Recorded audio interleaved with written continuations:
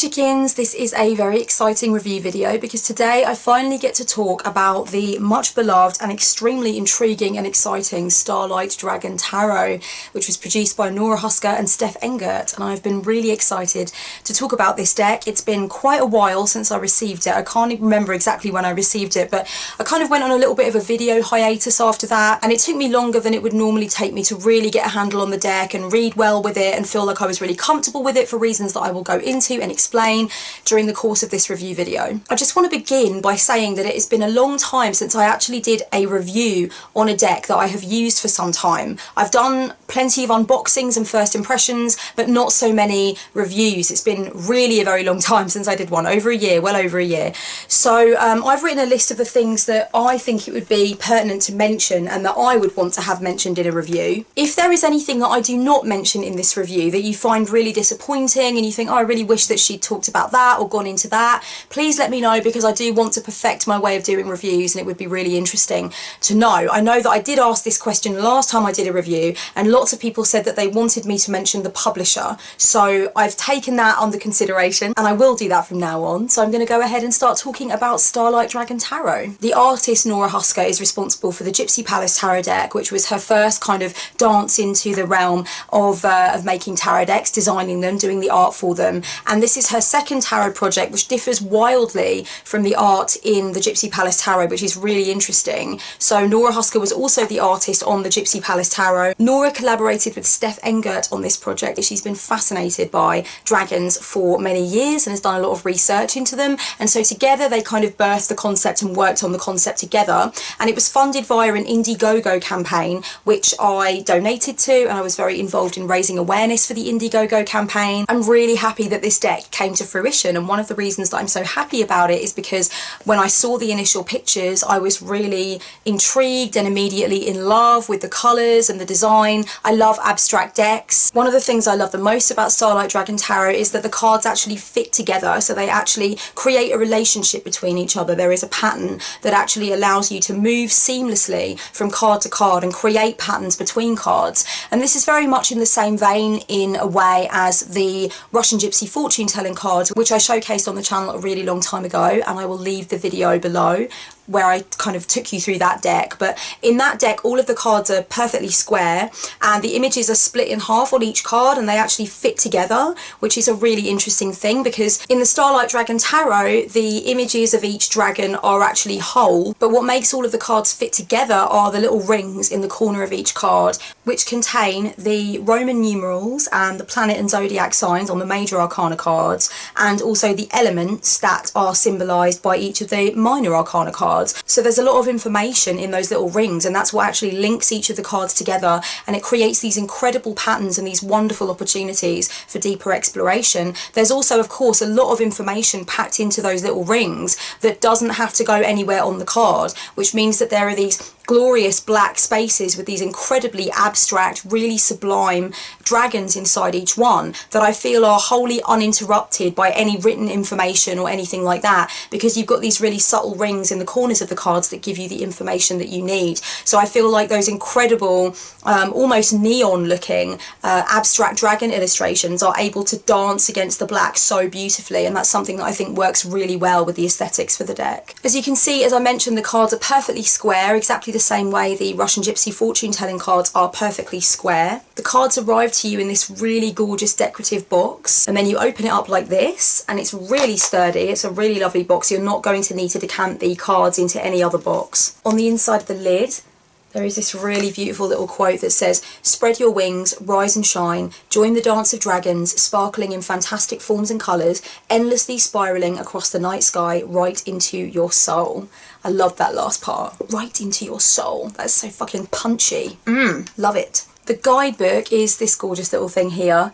Gives you plenty of information on each card, and I really enjoy what it actually says about each card. It offers keywords at the bottom for each one, which is really awesome. The thing that I enjoy particularly about the Starlight Dragon Tarot guidebook is the way that they present the court cards for each suit. There's actually this incredible first person quote, like a mantra of sorts, for each of the court cards, and I personally found this really invigorating and inspiring, because for me the court cards are very representative of different parts of my personality personality, different facets of my being that are either more dominant or more subservient or passive or more difficult to get to. And I really enjoy putting myself into the shoes of the personalities of the court cards that come up. And so it was really interesting to see these incredible kind of first person mantras that you can use and you can actually say out loud. And I did a little bit of a meditation with each of these mantras from the court cards at my altar, and honestly the results were incredible, and I really just wanted to mention that specifically. For me, this was something really enjoyable. This is the one for the King of Swords. Rule through fire of mind, creative thoughts abound. Through the heavens they shine, through all the worlds they resound. I just love that, you know. I'm not really so into rhyming stuff, but I just thought this is so different and interesting. It's not something that I can remember seeing in a guidebook before. I'm not the biggest of collectors, bear in mind, but I just thought there was something really lovely and innovative about this. And this is for the Queen of Swords. It says, with me you find utmost pure clarity. Don't fool your mind, don't fear your cruelty. This one is for the Knight of Cups. It says, riding the sea storm, raising deep passion, changing to art forms, secrets kept hidden. It's just really, there's something really witchy about that. Lovely. It's like a little incantation, you know. There are a few really awesome recommendations for spread designs at the back of the guidebook as well, if that's your kind of thing, if you like to try out the spread designs, and there are some there for you. And there is also a really lovely dragon ritual in the back, and also some note paper in the back for you to write things down, which is ever so sweet. The cardstock is very, very thick, and it is gold edged, which is really gorgeous. Very, very pretty. Because these cards are quite small, I mean they fit into my tiny little hands perfectly, but because they are quite small and the cardstock is particularly thick, you can't really get any bend on them to shuffle them, so you have to kind of work on your technique for shuffling this particular deck. I must admit that before I got the hang of it, it did get a little bit messy and I had cards flying off everywhere because there really is just sort of no give on this deck at all. But over time you can certainly work on it if you want to have a little bit more control and a little bit more give in the deck. These are the backs of the cards. Just stunning. A beautiful array of colour there, and really kind of give a good description overall, I think, of what the deck is like to work with. I'm going to talk a little bit about my first impressions of the Starlight Dragon Tarot. I was contacted by Nora Huszka about this deck. She knows me on a personal basis and she did send me a copy of her first deck, the Gypsy Palace Tarot, so she was interested in knowing what my thoughts and feelings would be on Starlight Dragon Tarot and whether or not I would lend my support to the deck. And I took a look at it, and obviously I think a lot of people already know, if they've been around my work and my discussions about tarot for any length of time, that I'm really interested in abstract decks particularly. And there's just something about them that really inspires me, especially for doing readings for myself personally. There's something aesthetically that's very satisfying to me about abstract decks, and I just feel in a lot of ways that we can go so much further with abstract decks. I'm a big fan of Orbifold, I'm a big fan of other decks of that nature. So Starlight Dragon Tarot I immediately fell in love with. To me there was something stained glassy about the aesthetics of the deck. There was something a little bit neon light about the aesthetics of the deck. I thought it was really enchanting. I didn't necessarily immediately see myself doing readings for clients with it. I actually saw it more of as a meditative tool for me personally. And one of the reasons that I didn't see myself doing readings for clients with Starlight Dragon Tarot is because I actually am a fan of having writing on the cards to show me immediately what the card is. Sometimes I just don't get immediately what the card is from symbolism. I don't know why, but it sometimes just doesn't click immediately in my head. I know it might seem really strange for someone who's been a witch for a long ass time, but there's something about it, like the Nicoletta Ciccoli Tarot I feel the same way about. There's just a symbol to show what suit the card has come from and then the number, and that I find to be really difficult. And with the court cards it's even more difficult because there are two symbols. There's no numbers, there's just a symbol for the element and a symbol for the whether it's a king, queen, knight or page.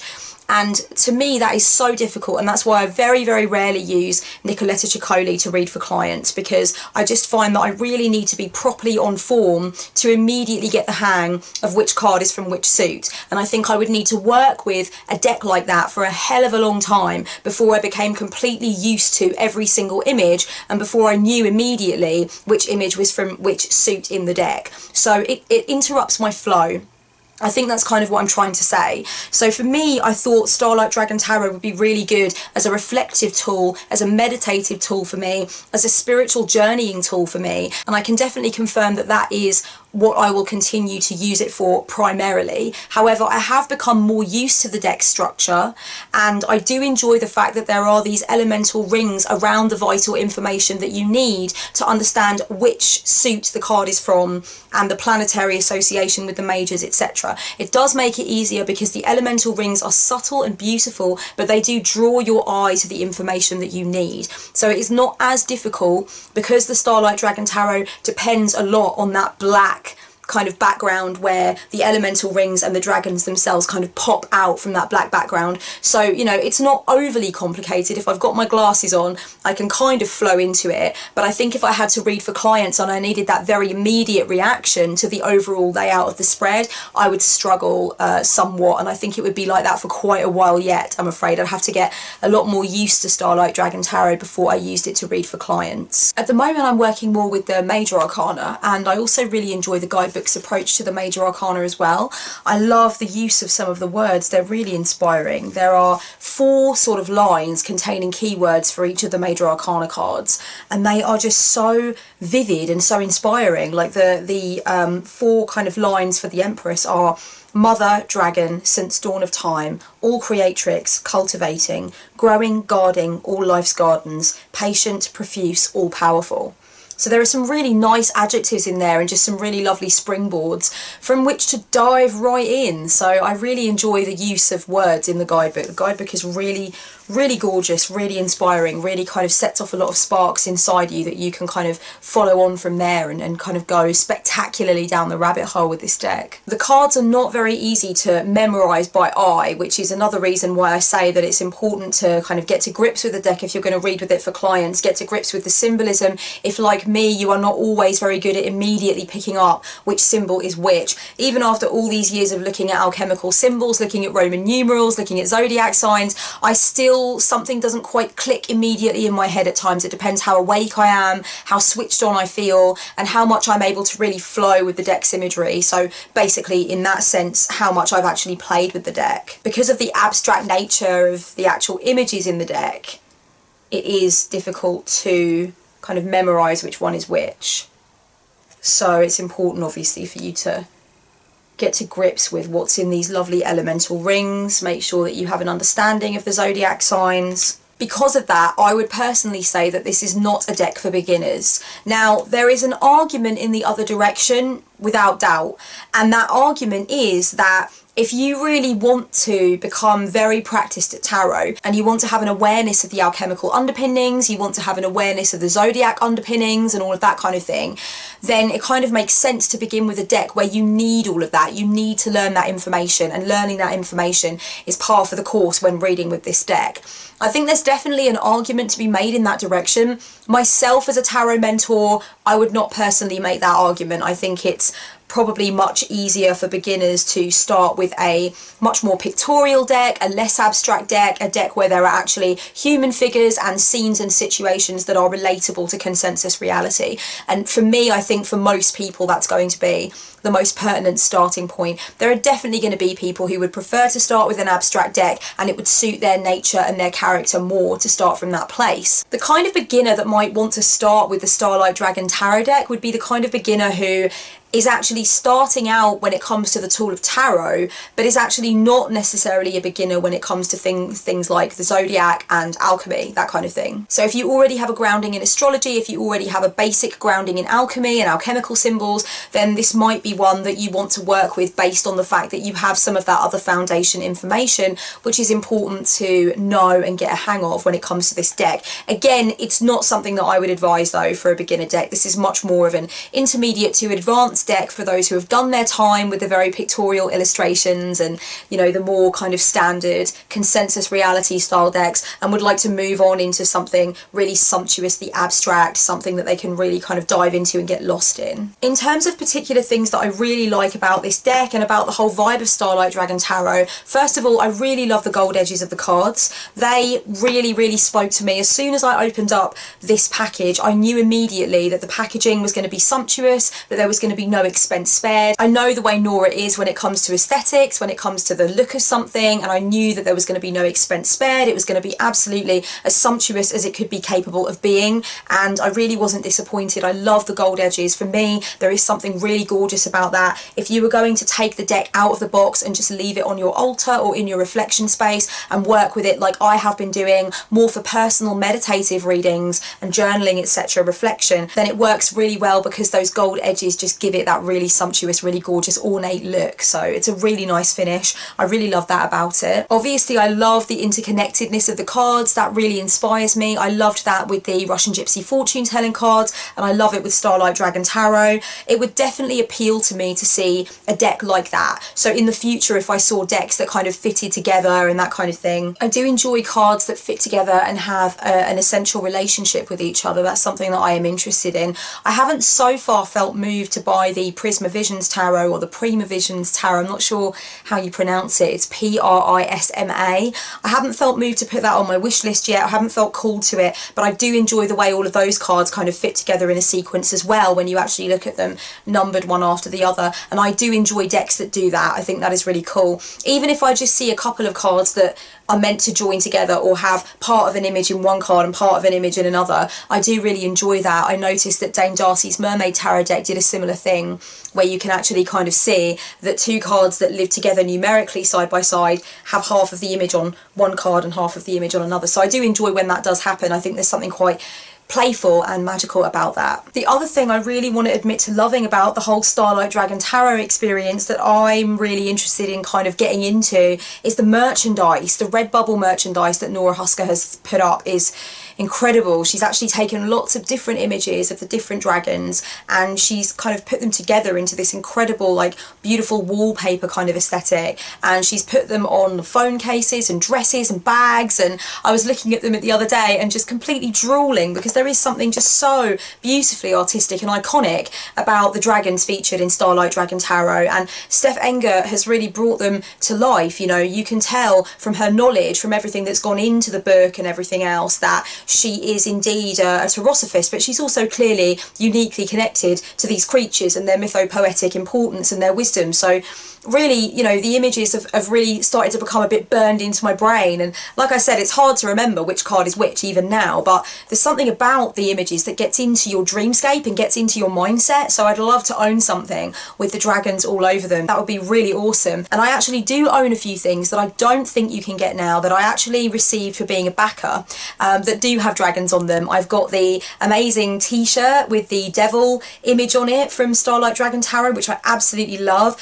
and I've also got a couple of necklaces with dragons on them as well, and they come on long chains and I just really love them too. Altogether, I think the book, the deck, the interconnectedness of the cards and the merchandise as well, and the whole narrative that was given when we were actually asked to back the deck, like the video that was created that explained what the deck was all about and stuff, all of that together as one thing has created a world. It's the Starlight Dragon Tarot world, you know. I find that really something that's intrinsically exciting about this project. For me, it's been a slow process working with this deck and learning with it. That's something that I think has improved my knowledge and my skill as a tarot reader, and I think as I continue to be more familiar with this deck and value it for what it can give me and for how it can stretch me in terms of my potential as a reader, then the more I will consider using it for clients. But in terms of using it for me, for my reflection and for my personal journaling, I definitely feel like it's been groundbreaking. It's something really magical to me. It's something I would have loved to own when I was a child,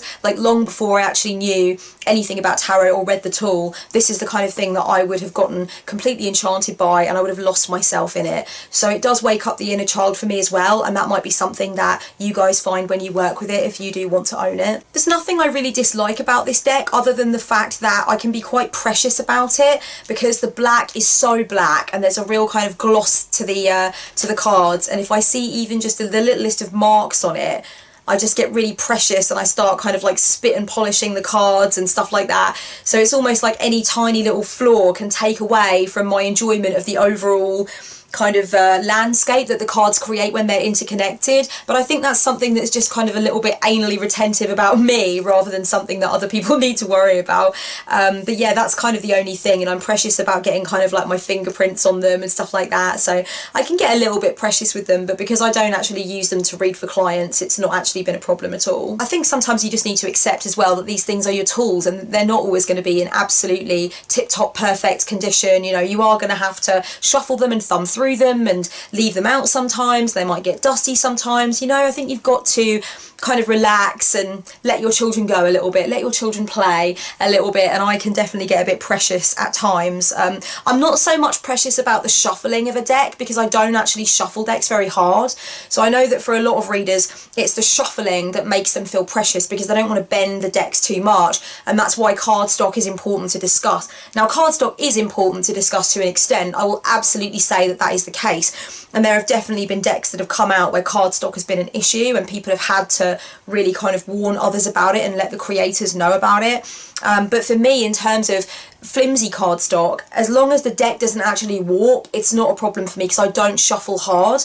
But I'm very precious about like fingerprints on decks that are really, really black, really glossy, and are meant to have that real landscape kind of aesthetic blanket feel to them. So that's the only thing I will say, is that I'm precious about them, but it's hardly a fucking downside really. It just means it's so damn beautiful that I can't bear to get my grubby little mitts on it. Put it in a glass cabinet, put it away inside a velvet cloth. I've decided that from now on, when I do reviews of decks, I'm going to offer a few key creative tips at the end of the video to give you interesting ways to consider working with the deck if you do own it or if it is on your wish list to buy.